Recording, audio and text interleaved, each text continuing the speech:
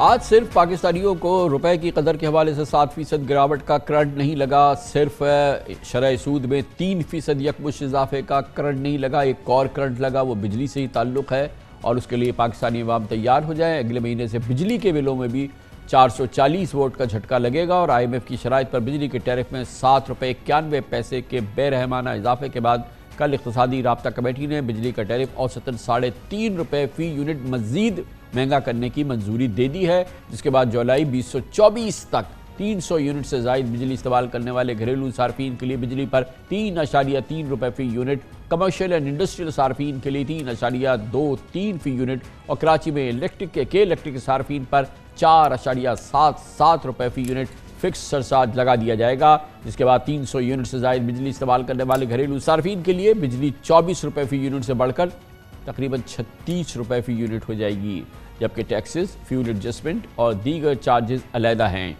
इस कीमत का इतलाक इसी महीने यानी मार्च 2023 से होगा, जबकि गैस के नर्ख पहले ही पिछले महीने 112% तक बढ़ चुके हैं।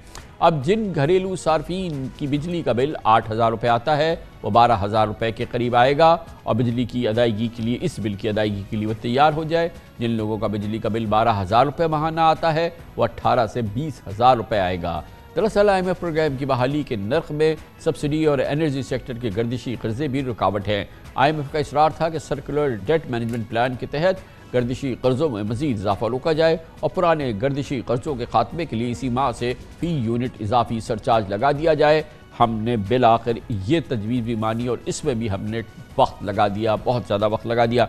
इस मौजू पर बात करते हैं। हमारे साथ मौजूद हैं जनाब अली सलमान, एनर्जी उमूर के माहिर हैं, एग्जीक्यूटिव डायरेक्टर भी हैं policy research institute market economy. बहुत बहुत शुक्रिया अली सलमान साहब। बताइएगा कि ये अक्रॉस द बोर्ड लगेगा, 300 यूनिट से कम वाले लोग इससे एग्जेम्प्टेड होंगे और ये 3.39 पर यूनिट जो है ये इजाफा होगा। कराची में 4 साढ़े 4 होगा और ये अब फिक्स्ड सरचार्ज है जो कि लग गया है।